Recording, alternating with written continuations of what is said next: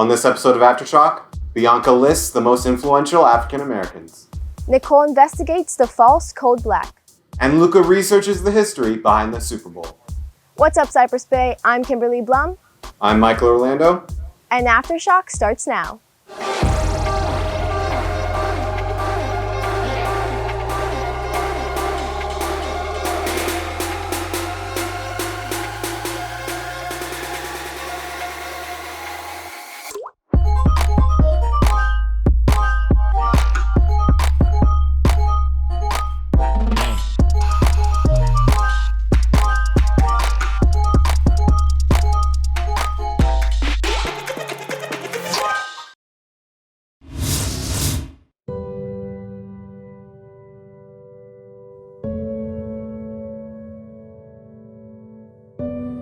Hi, my name is Gauri Abhinanda. I'm a junior at Cypress Bay High School, and thank you so much for giving me the opportunity to share this piece with you today.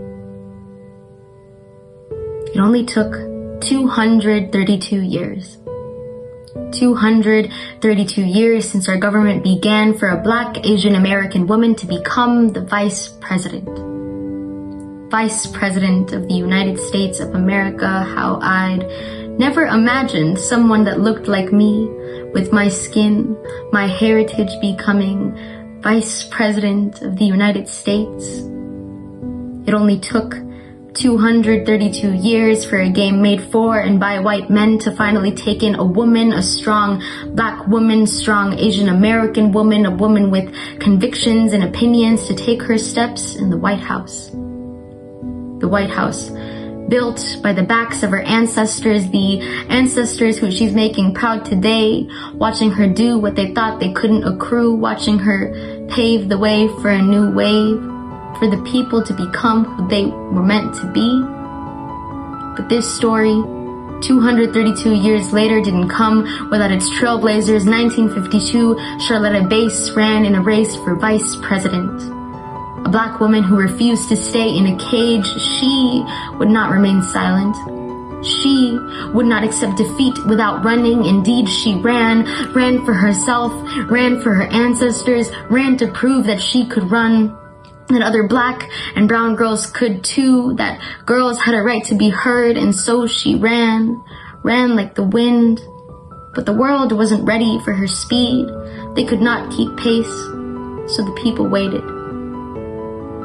1969, as the world watched the revolution, we were met with a new resolution with Shirley Chisholm, the first Black woman to serve in Congress, pressured to stay within the white lines of her lane, but little did they know that she could not be tamed. She was unbought and unbossed, feeding her community with hope in their hearts. She only allowed women to step in her office, Black and brown women, to allow them to speak, have their voices echo in a house of their oppressors, never again imprisoned, for they'd arisen past their derision. She didn't wait for the world to turn with a revolution. She instead made one. 1972, running for the President of the United States. Told to step down for a man, any man, just not a woman, not a Black woman. They still weren't ready yet. But she was tired of waiting, and so she ran against the odds, knowing she'd never lose because Black girls would see her stride and take pride that Black women could be leaders. It only took 232 years for us to realize this idea, this fact that Black, brown woman can run, can lead a nation with her power and prowess, make what's justice for some, justice for all, a nation of hope, one not marred by division, but one where we sprint toward the finish line of equality with precision, where little Black and brown girls know it's okay for them to take the lead. And this is just the first step of the millions we're going to take. ABC News and Good Morning America have released a list of the 100 most influential, history-making, and inspiring African Americans. Influential leaders, celebrities, entrepreneurs, and athletes were asked to vote for the nominees on this list. But who exactly is on this list? Some of the most notable names are Madam Vice President Kamala Harris, U.S. Representative Cori Bush, R&B artist Her, and the rising star Amanda Gorman, who delivered the famous poem at the 2021 presidential inauguration. Of becoming president, only to find herself reciting for one. These phenomenal ladies have used their platform to spread awareness about racism and discrimination that have been showcased in the media on a much larger scale, starting in June of 2020 with the death of George Floyd. One other notable member of the list is Juliana Richardson, who, using her background in television production, created the History Makers, an online database that collects and preserves the oral history of thousands of notable African American figures and events. Richardson hopes that her contribution, as well as thousands of others, can begin paving the way for leaders of tomorrow, making it more and more difficult for news publications like Good Morning America to whittle down their lists to only 100. Bianca Jaramillo, CBTV. There's still so much about space that we haven't discovered yet. And the key to space research may just be in a place you haven't quite thought of yet. Here's Tyler with more information. Outer space. It's no secret that mankind has been starstruck by it for millennia. As the years have passed, scientists created new ways to observe the beyond, from the first telescope invented to the James Webb Space Telescope today. One of the more common telescopes used by modern astronomers are radio telescopes. Radio telescopes are enormous antennas that gather information about cosmic bodies through their radio waves. However, there is one such problem with using these devices: Earth's atmosphere. One of the reasons now to start putting radio telescopes up in space without the fact that there's so much radio communication going on. And that includes things like cell phones, and the advent of cell phone technology has really put a lot of stuff out in the atmosphere. And all of that interferes with astronomy. The solution to this problem may be closer than we think. Our stony sibling, the moon. The moon retains almost no atmosphere due to its size. Therefore, placing radio collection antennas on its surface will allow for pristine data from far away to be gained. Dubbed Operation Farside, the plan is to construct radio telescopes on the dark side of the moon via unmanned orbiters and rovers. No plan is flawless, though. Number one issue would be cost. It would be very expensive to do. And even though NASA has made plans to go back to the moon in the next few years, it's expensive. If successful, Operation Farside will magnify what humanity knows about the universe. Tyler Buxtell, CBTV. The top priority of any school administration is to ensure the safety of the students and the staff. Because of this, Broward County has a list of drills or codes that have specific procedures to follow in case of emergencies. Throughout the years, these drills have proven to be effective. So, for example, we do a lot of code red. Wait, was it code red? I think it's code orange for the fire drills.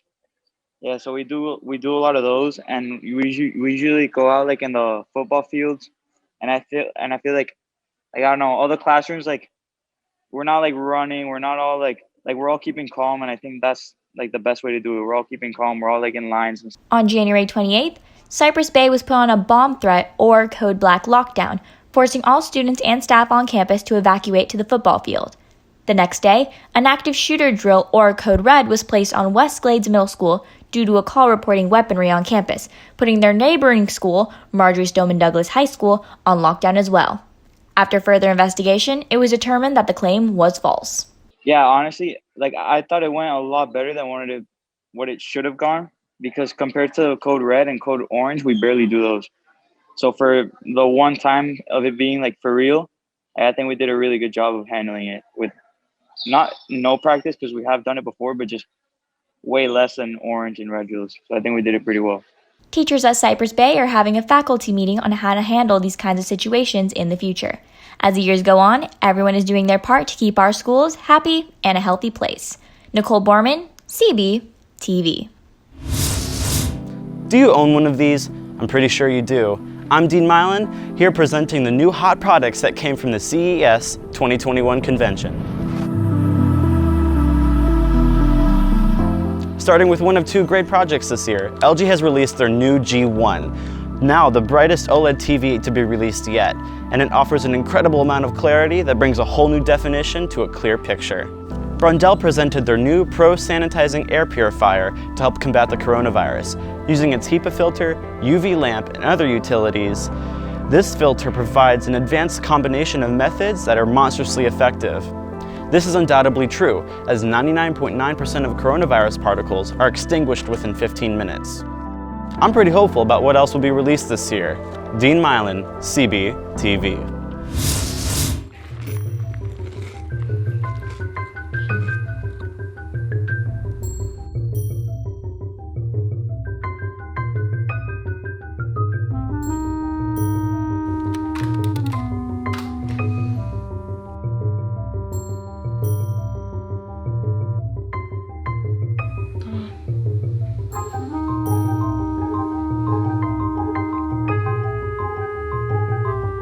Yes!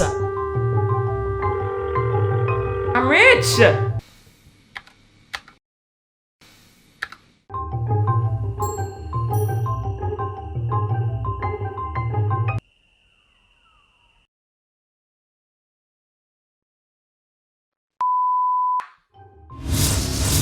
And here's Sebastian with sports.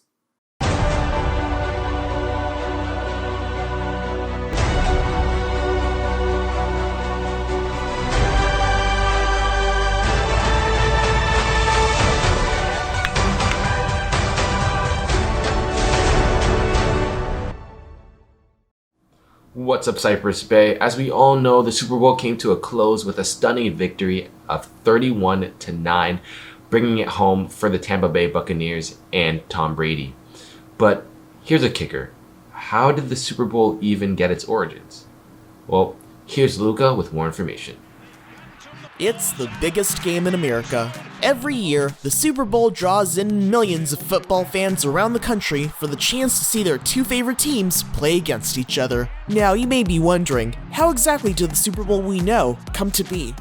In the year 1967, the AFL, or American Football League, merged with the NFL to celebrate. The two leagues planned a championship game for that January, simply called the AFL-NFL Championship Game. But it was Kansas City Chiefs owner Lamar Hunt who, after seeing his children play with a toy known as the Super Ball, began to refer to the game as the Super Bowl. The term quickly stuck, and 2 years later, the NFL adopted it as the official championship name. Sensing potential consumer interest, brands quickly bought time slots for their commercials to play during the big game. But everything changed in 1984 when Apple released their now iconic debut commercial for the Macintosh computer. And you'll see why 1984 won't be like 1984. The commercial was a sensation, and over the following years, brands quickly tried filling in precious TV slots with bold and elaborate advertising. And to top it all off, halftime shows featuring pop singers and musicians were introduced in the early 90s, drawing more viewership, which it most certainly did, with the halftime shows often getting more audiences than the game itself. What started out as a simple championship game has become so much more. Luca Vieira, CBTV. That's all for this week's Lightning Athletics. I'm Sebastian Fish-Matherin, CBTV Sports. Joe Biden has done a lot in his first few weeks of presidency. And soon he'll begin rolling out a huge COVID-19 relief plan, which Issa will explain now. Earlier today on this COVID relief plan. COVID relief plan. Last month, Joe Biden proposed a $1.9 trillion COVID relief plan to address the ongoing pandemic. But what does the proposal consist of, and what will this large sum of money be used for? According to the president, this two-step plan of rescue and recovery will lift millions out of poverty and help rebuild the economy. The $1.9 trillion will be split into two parts: $400 billion to halt the spread of COVID-19, and over $1 trillion to assist families needing direct financial support. This is what he refers to as the rescue part of the plan. He says that the support for American families will include the following: $1,400 in stimulus checks for Americans, on top of the $600 that has already been approved, expanding unemployment insurance by $100, increasing the child tax credit to $3,000 per child, and finally, initiating his push for a $15 national minimum wage. He claims that not only would this create about 18 million new jobs, but it would also help America escape its current economic crisis. He expresses his urgency on this matter, saying, There's no time to waste. We have to act, and we have to act now. As for the health response part of the plan, Biden aims to expand testing, combat misinformation about the virus, and get schools ready for in-class instruction. He also plans to provide 100 million vaccines within the first 100 days of his presidency. This vaccine will be free and available to everyone. The money that's left over would assist in the recovery part of the operation, which is to invest in the country's future. This includes increasing research and development, introducing cleaner energy methods, and much more. Even though this legislation was difficult to introduce during Trump's impeachment, this American Rescue Plan was passed last week on February 5th. Isabella Chiappini, CBTV. Looking for extra help in high school?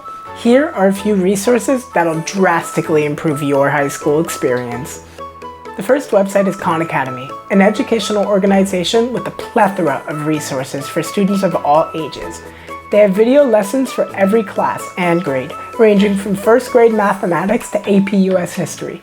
They even have SAT preps for juniors and seniors and life skills like personal finance. If you need help with school, don't hesitate to visit Khan Academy. The second source is Naviance, an easy college and career builder for all students.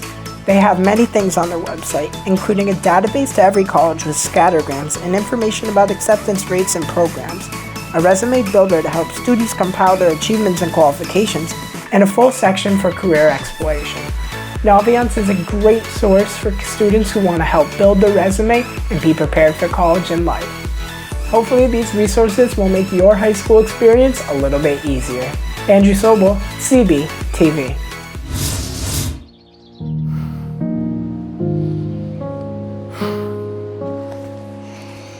Everyone, I have some tough news to tell you.